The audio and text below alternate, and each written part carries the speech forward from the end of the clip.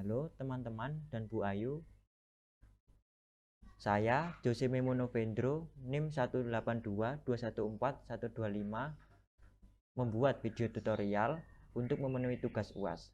Video tutorial tersebut adalah video tentang proses pengerjaan olah data di SPSS yang mencakup A. Uji validitas dan reliabilitas, B. Uji asumsi klasik, dan C. Uji analisis linier berganda. Berikut video tutorial dari saya. Pertama, kita akan melakukan uji validitas. Kita masukkan dulu data dari X1, X2, X3, dan juga Y dari Excel tadi ke dalam SPSS dengan membuka variabel B. Lalu kita ubah desimalnya menjadi 0 semua.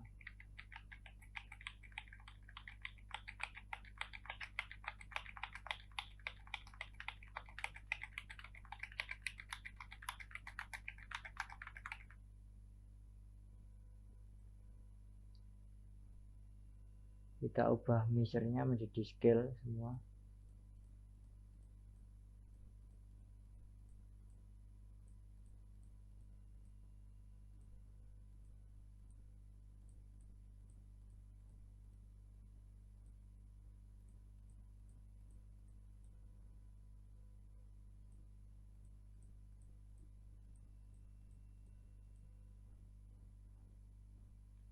Lalu kita klik data view, kita isi dengan data yang telah kita olah. Kita copy paste saja.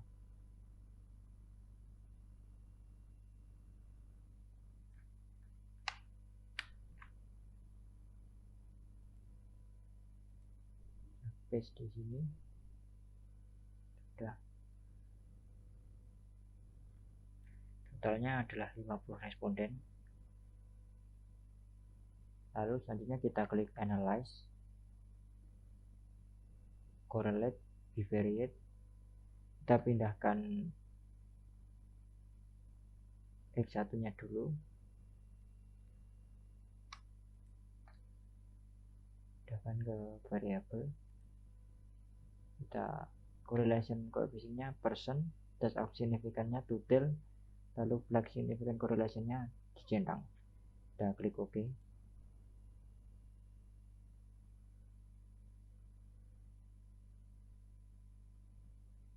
Ini adalah hasilnya. Lalu selanjutnya kita akan melakukan lagi kepada X2-nya. Kita reset.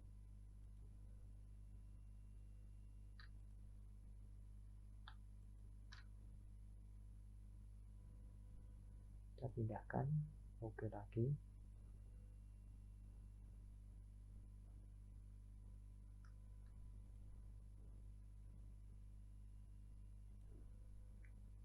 Kita lakukan lagi untuk X3 nya, kita reset.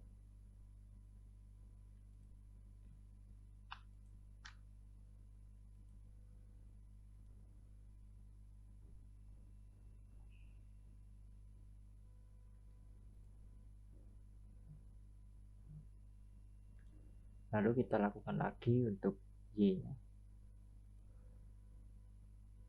Kita reset dulu untuk Y nya.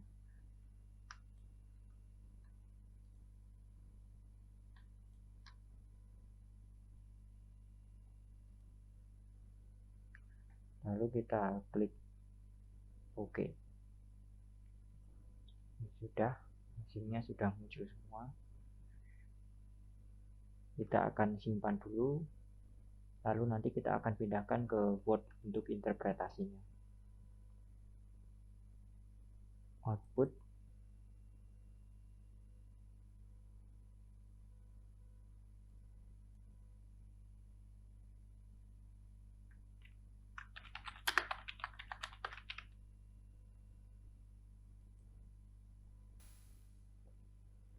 Jadi ini adalah uji validitas yang telah saya proses di SPSS tadi. Sudah saya copy paste semua di sini. mulai dari efikasi diri, manajemen waktu, motivasi diri, dan minat mahasiswa berorganisasi. Ini adalah tabel hasil uji validitas.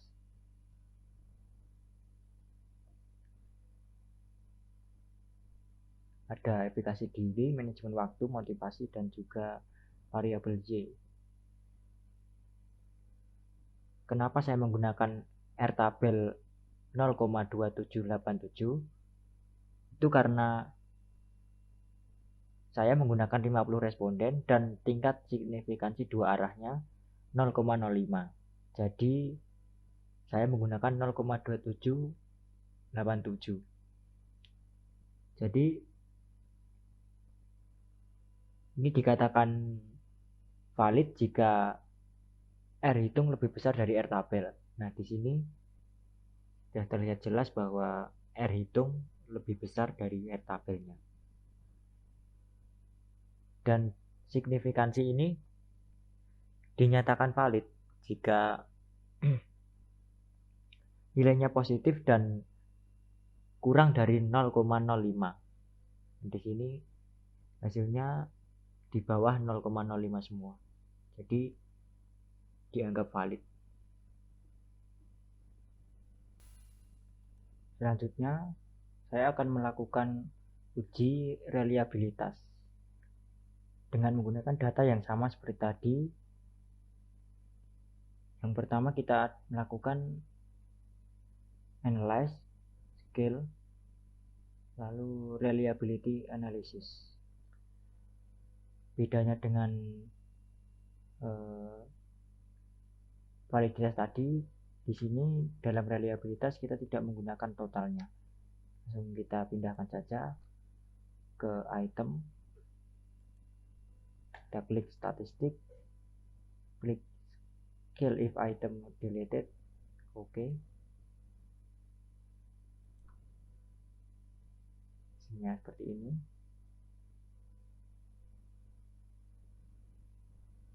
Kita analyze lagi, reset,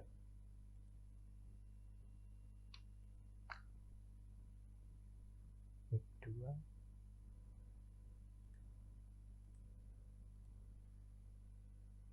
kita pindahkan ke kanan, klik OK lagi,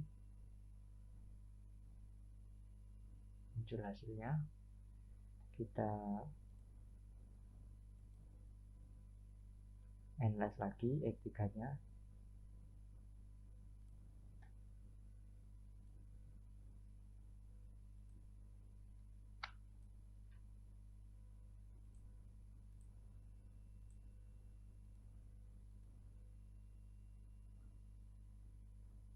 ini X3 nya, kita analyze lagi untuk Y nya,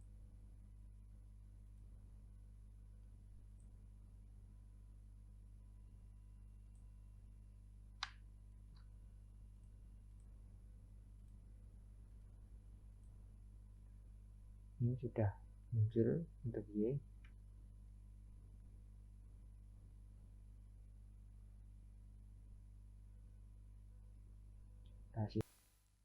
Jadi ini adalah hasil dari uji reliabilitas dari SPSS tadi. Kita kopikan ke sini, mulai dari X1, X2, X3, dan Y. Nah, ini adalah ringkasan hasil dari uji reliabilitas. Yang pertama, efikasi diri dengan Cron batch alpha 0,798, manajemen waktu 0,759, motivasi 0,820, variabel Y 0,824. Dengan R tabel 0,600. Jadi semua variabel ini dapat dikatakan reliable karena nilainya lebih dari R tabel atau 0,600.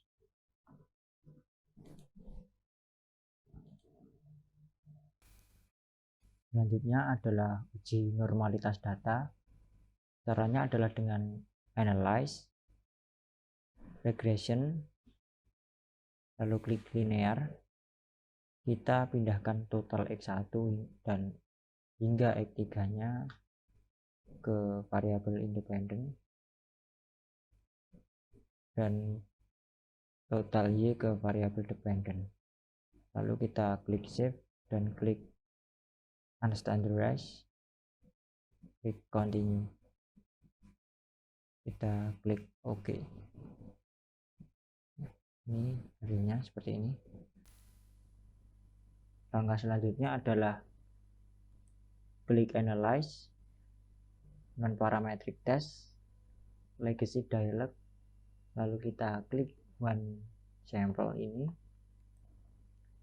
kita masukkan yang unstandardized residual tadi ke test variable list, lalu kita klik OK dan ini adalah hasilnya.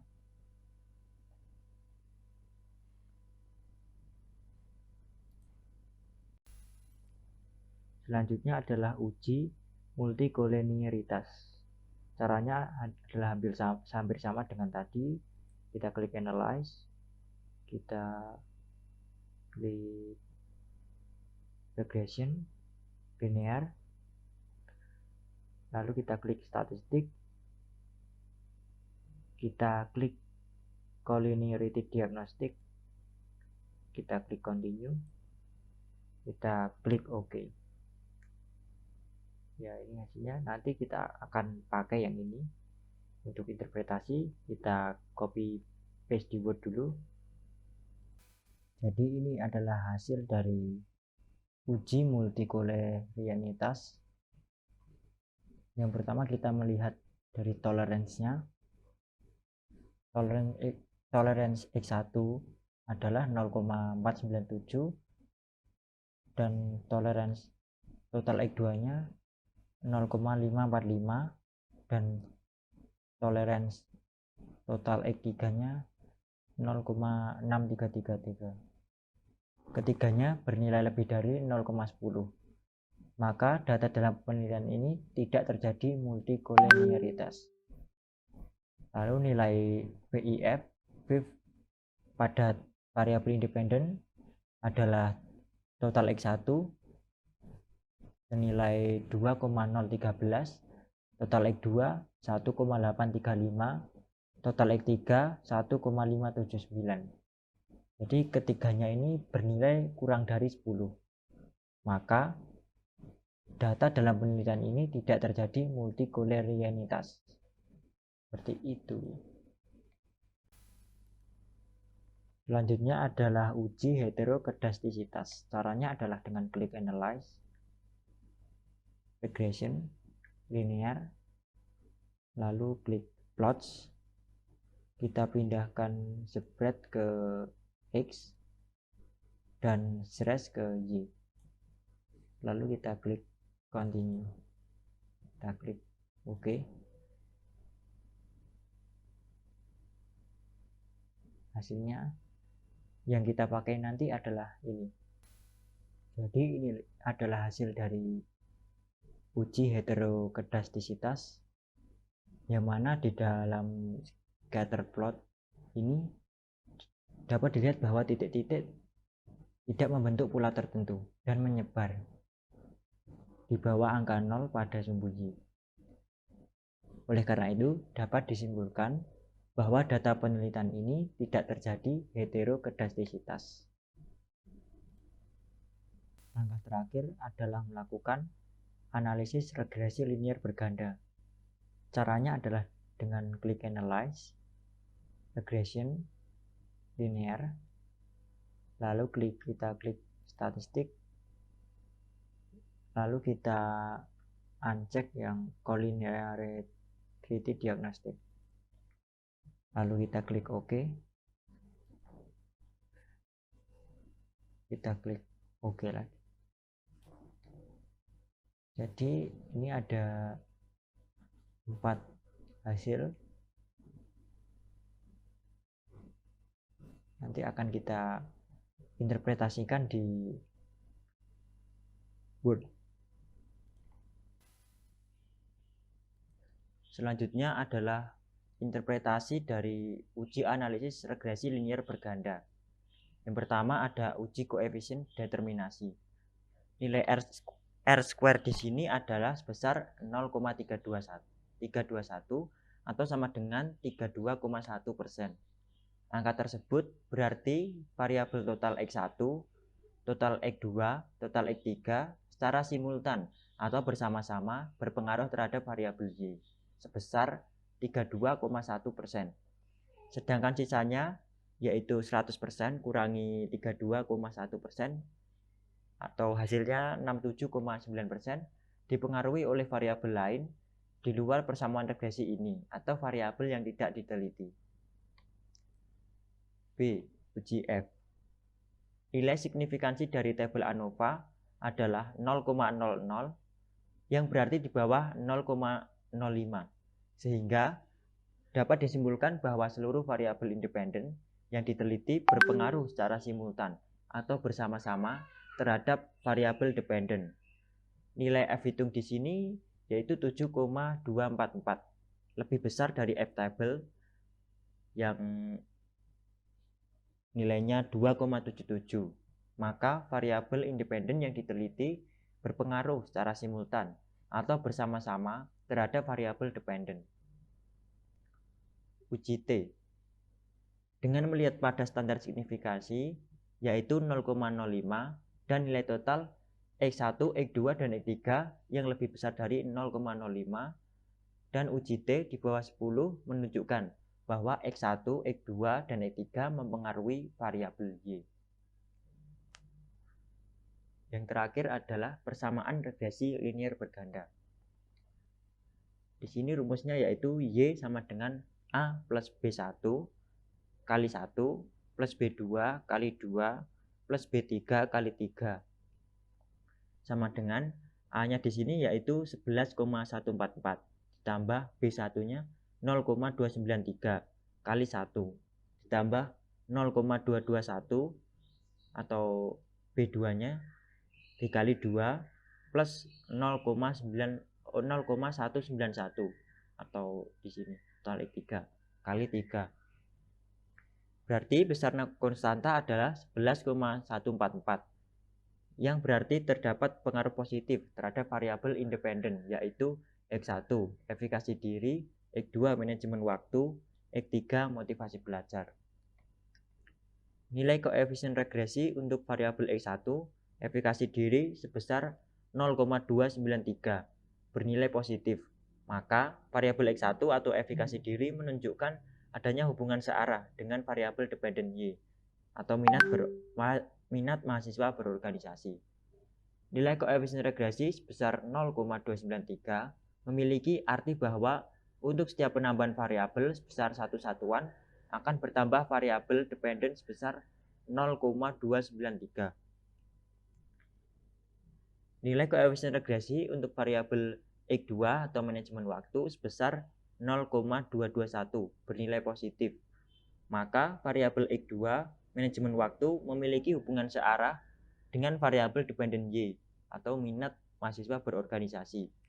Nilai koefisien regresi sebesar 0,221 memiliki arti bahwa untuk setiap penambahan variabel X2 manajemen waktu sebesar satu satuan akan menyebabkan bertambahnya variabel dependen sebesar 0,221.